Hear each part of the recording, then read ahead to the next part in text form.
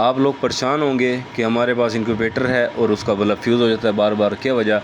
इस इंक्यूबेटर में आपको बल्ब लगाने की कोई ज़रूरत नहीं। 3028 जो 400-500 वाले इंक्यूबेटर में यूज़ हो रहा है, हम वो इस्तेमाल कर रहे हैं 80 अंडों वाले में, और साथ बैकअप दे रहे हैं W1209 का, जो 80-100 वाले पे लोग इस्तेमाल कर रहे हैं और आवाम को ठग रहे हैं। ठीक हो गया, मेरी बात का माइंड ना करना। बेस्ट कंट्रोलर ठीक हो गया, बैकअप जो है दे दिया हमने W1209, नमी भी टेम्परेचर भी दोनों ऑटोमेटिक है। ठीक हो गया, चेक कर सकते हैं आप। और उसके बाद जो है इसमें हमने हीटिंग वाइट दी हुई है और बल्ब का ऑप्शन भी दिया हुआ है, साथ बल्ब भी दे दिए, लेकिन बल्ब की ज़रूरत नहीं है, बल्ब भी है।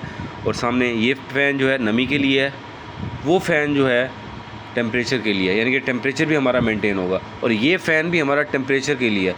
कस्टमर पैसे भर रहा है, उसके पैसे हलाल के हैं, चीज़ उसे ऐसी दो कि उसे मज़ा आए।